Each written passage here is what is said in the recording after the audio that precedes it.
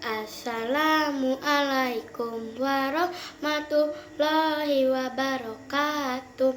Saya Clara Natania dari SD Global Mandiri Patrol. Saya ingin menceritakan sebuah dongeng Ande-ande lumut. Pada zaman dahulu ada seorang pangeran bernama Kusumayuda dari Bayuwarum dan beberapa pasukannya pergi ke hutan. Tiba-tiba sang pangeran mendengar suara perempuan mengerang kesakitan.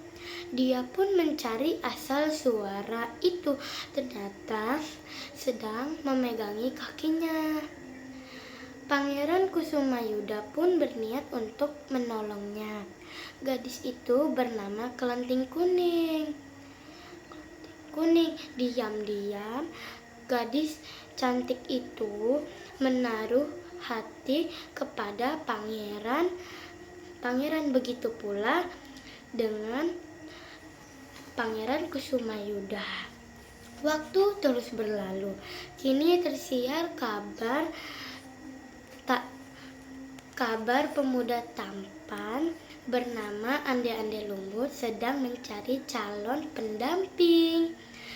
Dan Ande-ande lumut mengadakan pesta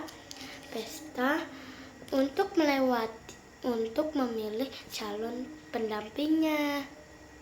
Untuk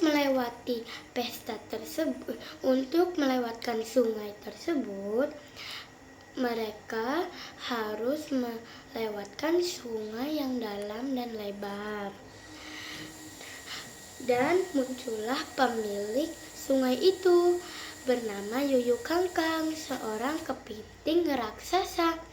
Dan Yuyu Kangkang menawarkan untuk melewatkan sungai itu. Dan gadis-gadis itu menerimanya. Syaratnya mereka harus mencium Yuyu Kangkang. Dan Kelenting Kuning mencari akal agar tidak menyium si Kelenting Kuning. Dan Kelenting Kuning pun berbicara, Yuyu Kangkang, aku akan menciummu, tetapi aku memberi syarat harus memejamkan mata. Dan Yuyu Kangkang pun menerima syarat tersebut. Dan Kelenting Kuning mengambil sebuah apel dan ditempelkan ke Yuyu Kangkang. Dan Yuyu Kangkang sangat senang sekali karena mendapatkan ciuman dari para gadis-gadis itu.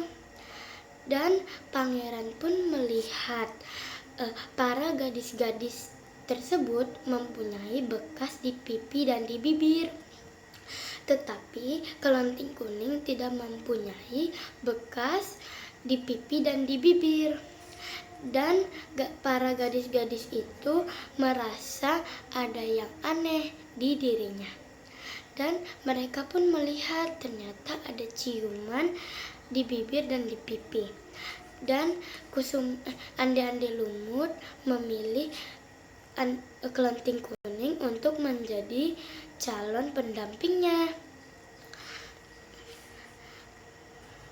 Karena hanya dia yang dapat mengalahkan tipu dayanya yang Yuyu Kangkang. Mereka pun menikah dan hidup selamanya. Dadah.